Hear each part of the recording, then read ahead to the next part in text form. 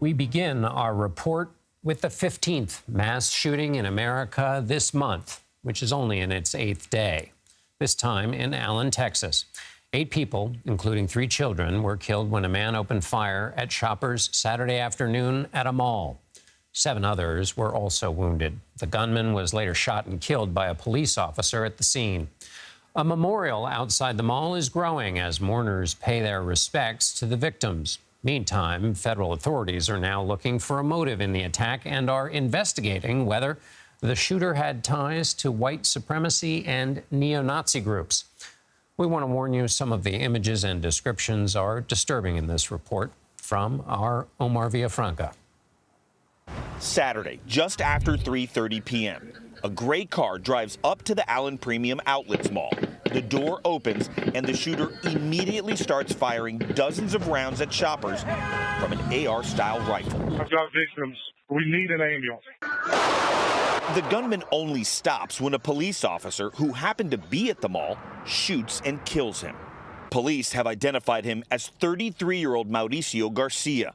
CBS News has learned he enlisted in the Army in 2008, but did not finish basic training and was terminated after 3 months due to physical or mental conditions.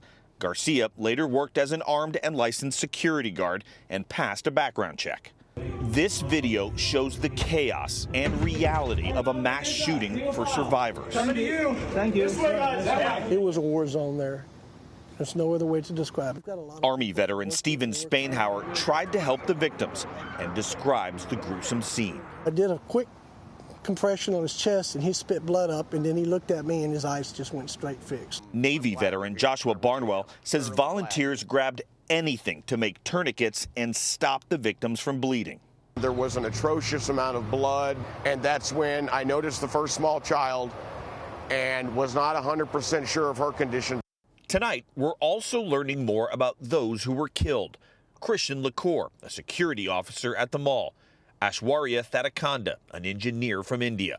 2 young sisters, Daniela and Sophia Mendoza. Their mother was critically injured. And Cindy, Q, and their 3-year-old son, James Cho.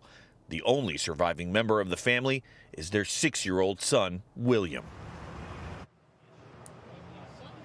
The memorial for the victims keeps growing behind me as more people come by to mourn and to pray.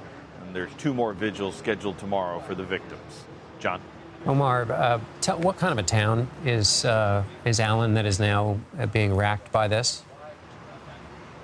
It's a town of just over 100,000. It's a well-to-do community here just north of Dallas, and it's very diverse. There's a good mix of black, white, and Hispanic, and a growing Asian and Indian population here, and it's known for places like this for shopping, plenty of shopping. And it's very family-oriented. I mean, the last time Allen was probably in the headlines in the New York Times is when their high school, which is continually ranked in the top 25, their football team, they built a $60 million stadium for families to go and watch high school football. That's what they do in Texas on Friday. So that's part of the draw of this community, and now they're dealing with this being their reality. And what do we know, what more is being learned from investigators about the gunman?